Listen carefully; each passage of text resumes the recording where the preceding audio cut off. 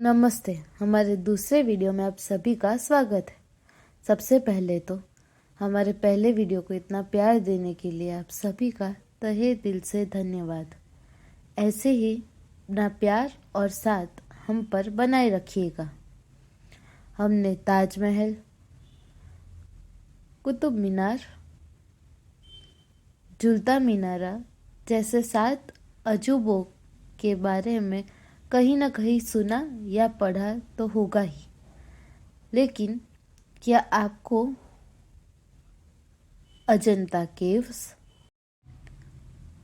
हम्पी स्मारक या फिर सूर्य मंदिर के बारे में पता है? ये सारे वर्ल्ड हेरिटेज साइट है। तो आइए सोशल मीडिया की मदद से इनके बारे में जानकारी प्राप्त करने की कोशिश करते हैं।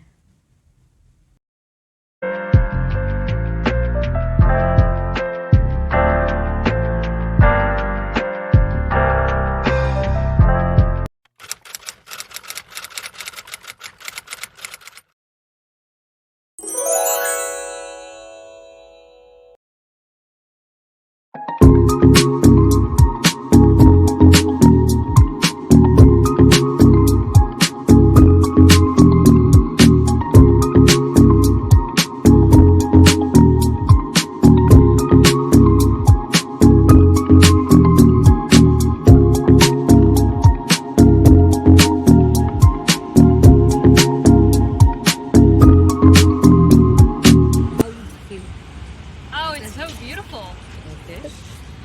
नहीं, हम लोग अलग अलग सिटीज से हैं, राजस्थान से। और आपको कैसा लगा ये? सुंदर लगा, अंदर बहुत अच्छा एक्सपीरियंस है। अलग नहीं, मेरे महावीर स्वामी तो उनकी जन्म जयंती पे अर्पित किया। बाहर आने के बाद अगर आपको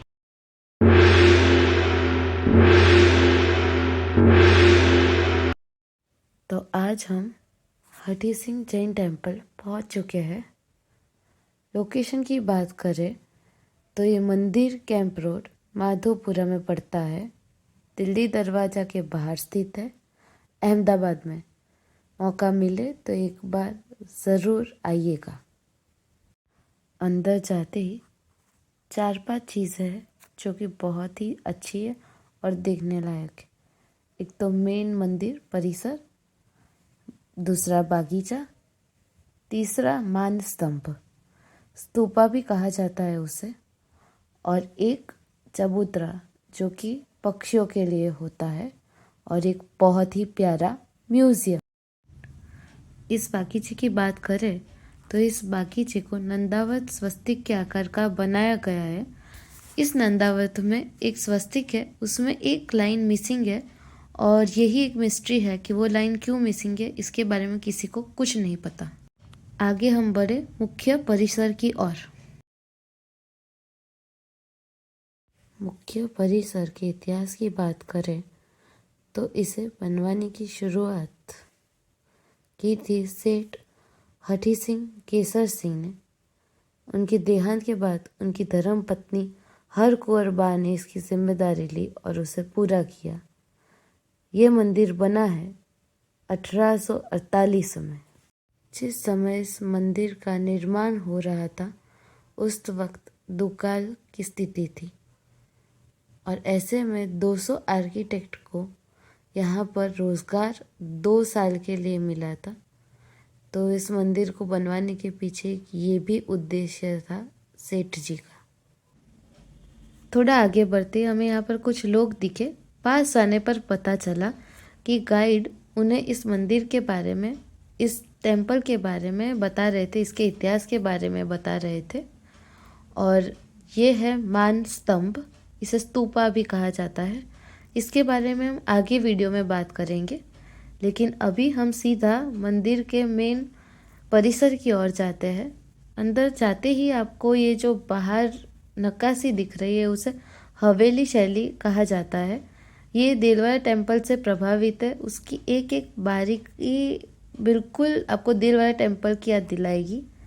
और ये एक निराधार प्रसाद के प्रकार का मंदिर है, और जहाँ पर चलने फिरने की जगह कम है।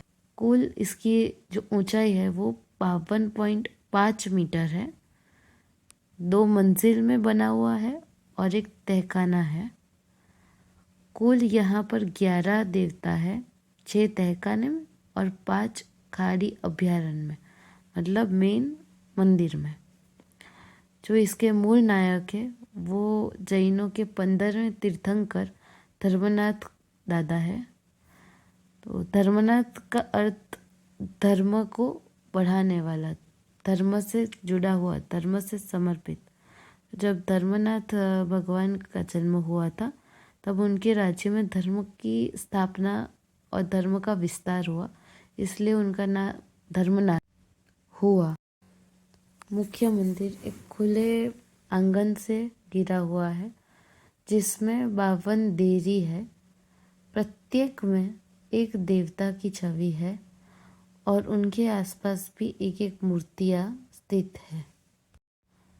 ये मंदिर वर्षा जल संचयन यानी कि रेन वाटर हार्वेस्टिंग के लिए भी जाना जाता है।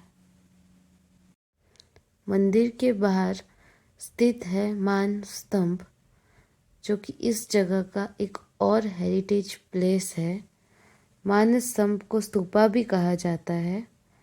ये 6 माले की ऊंचाई जितना है, जिसमें भगवान महावीर की मूर्ति स्थित है। ये जैनों के 24वें तीर्थंकर भी है। क्योंकि एक वर्ल्ड हेरिटेज साइट है तो हमने सोचा कि यहाँ पर जो दूसरे लोग हैं उनसे भी कुछ राय और कुछ प्रश्न पूछे जाए। तो हमने उनसे भी कुछ प्रश्न पूछे। नहीं, हम लोग अलग अलग सिटीज से हैं, राजस्थान से हैं।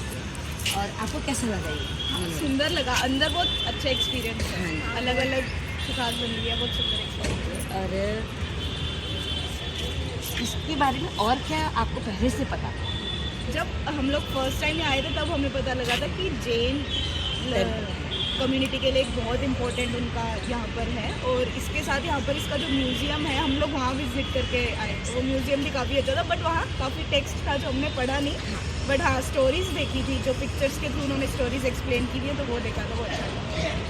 आपको ये बता दूँ, ये वर्ल्ड हेरिटेज। हाँ, वर्ल्ड हेरिटेज। हाँ, तो जैन टेम्पल के अलावा मतलब बहुत सारे दिलवाड़ा होते हैं, ये उसको मिलता जुलता है। ये मॉन्यूमेंट है, वो इसकी कार्विंग जो है उसको मतलब ये हिसाब से ही की गई है। जैसे महावीर स्वामी के बर्थडे पे गिफ्ट किया था। और यहाँ जो भी देख रहा है वो जैसे पक्षियों के लिए और ये जो बावन दिनारा है जैन धर्म के अकॉर्डिंग है। पर यहाँ जो म्यूज़ियम है, हाँ म्यूज़ियम काफ़ी अच्छा है। हाँ, थैंक यू सो मच। इनसे बात करके हमें बहुत ही अच्छा लगा। इन्होंने हमें सब्सक्राइब भी किया।